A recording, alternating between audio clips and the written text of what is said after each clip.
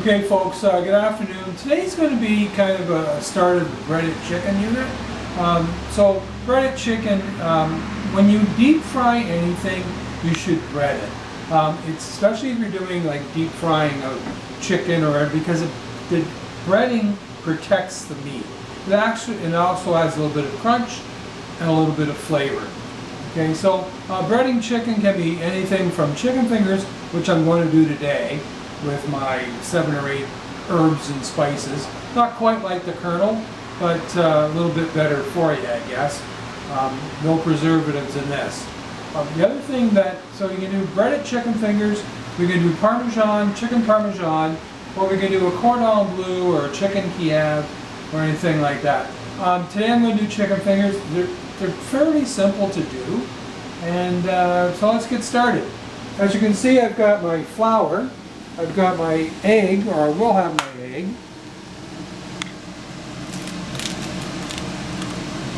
Now the egg, I'm going to add about a tablespoon of water. That's only because,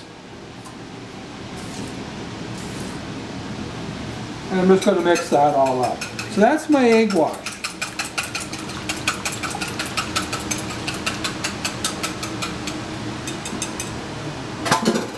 So I've got my flour, I've got my egg wash, and I've got my breading.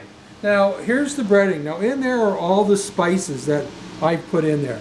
There's garlic, there's salt, there's pepper, there's oregano, there's rosemary, there's basil, there's thyme, there's cumin, there's paprika.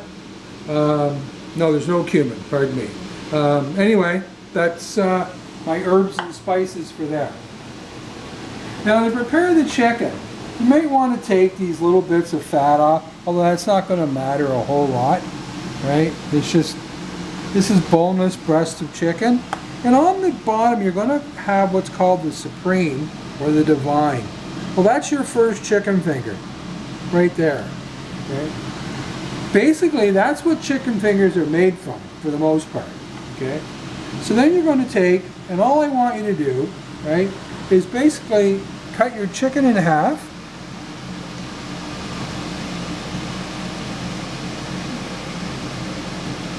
And then cut each of those in half. Should have used my other knife. Now, the thing about this, when you go to cut, right, it's not a chopping motion, it's a slicing motion.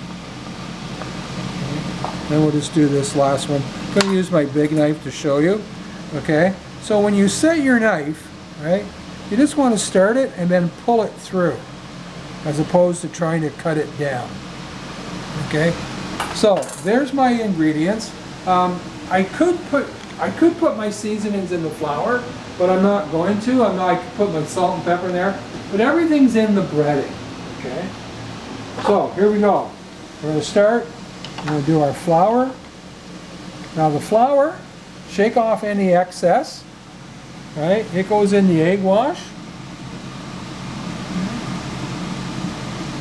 So the flour holds the egg wash, and the egg wash holds the breadcrumbs. Okay. Now, keep one hand as dry as possible.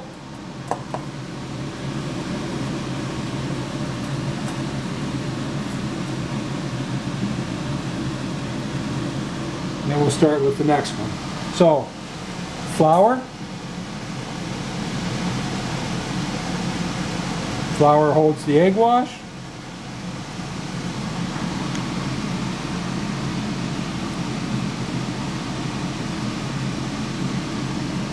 Egg wash holds the breadcrumbs. If you didn't do that, it might have a tendency to slide on you.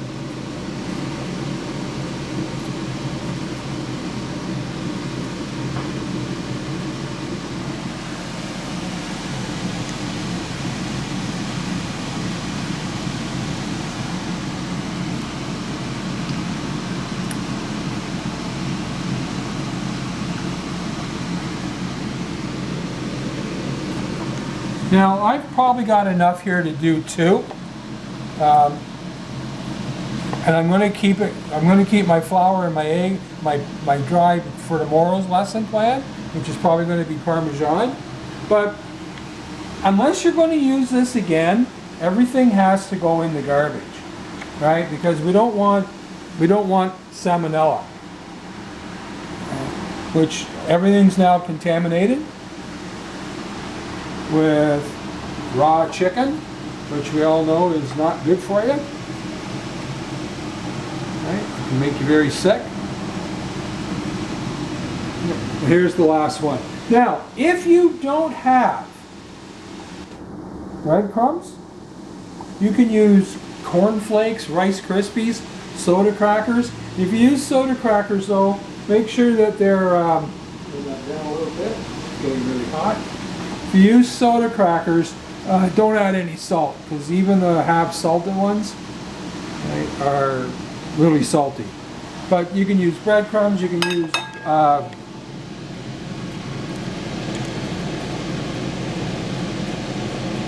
Corn Flakes, Bran Flakes, Rice Krispies, whatever you have in the house. I wouldn't use Fruit Loops or anything. That would be a different kind of flavor. But any plain cereal will work. Okay? I'm just going to wash my hands up here because they're a little... Remember, you want to make sure everything's nice and safe.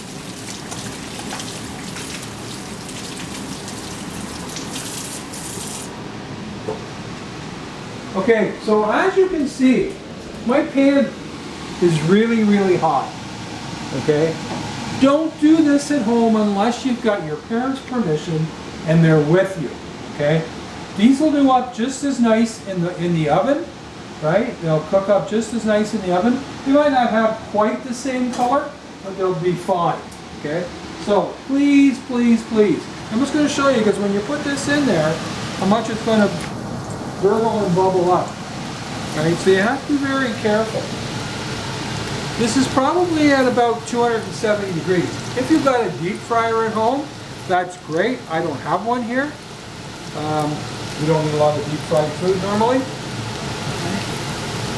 And again, don't be flipping it around. Okay? Let it cook up and do its thing. It won't take long. The deep frying, I'd say it float, but I haven't got enough oil in here for it to float. But just be very, very careful. Do it in the oven. Set your oven to 350 degrees or whatever, and that'll be fine. So anyway, folks, once they've had a minute or two,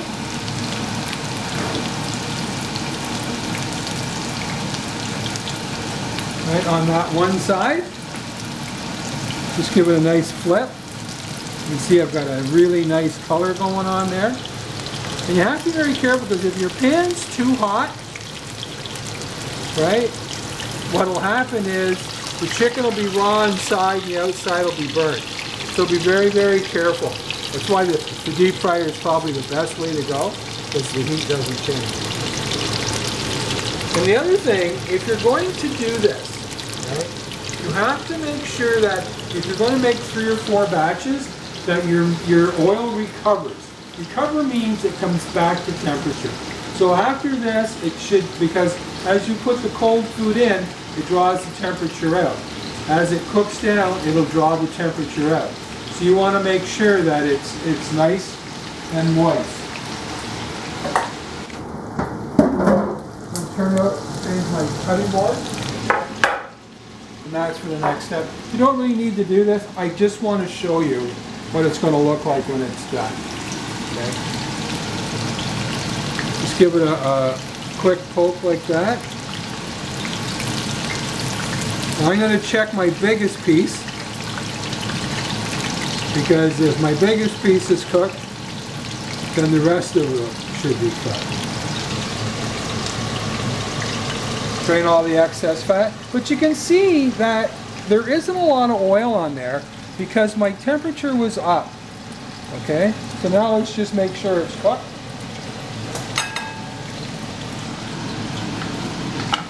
And it's not. So it needs another few minutes. That's the one thing you have to double check, ladies and gentlemen. You just have to make sure that it's cooked. Better be a little overdone than underdone. Now, having said that, chicken should be nice and moist, not dry. Right? When you cut into it, you should see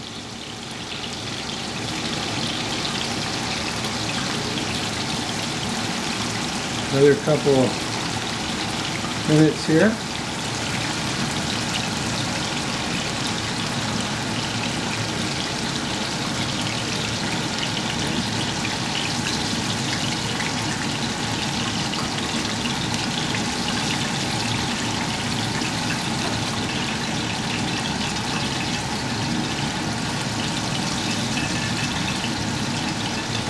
Now anything before you cut it should rest a little bit. That allows the juices to flow back out. But because I want to show you kind of what this is all about, I'm just going to cut a little piece for you. Hopefully these ones are cooked. Perfect. You see that moisture in there? How nice and moist that is? That's the way the chicken should come out. Okay? No pink, just nice and moist. Okay, well, that's it for today's lesson, ladies and gentlemen. So tomorrow, hopefully tomorrow, I'm going to do chicken parmesan or I'm going to do chicken stir fry. I haven't really decided yet. It's chicken week, but it's breaded chicken week, so I'll probably do the parmesan. But remember, somebody loves you. It's just not me. Thanks, folks.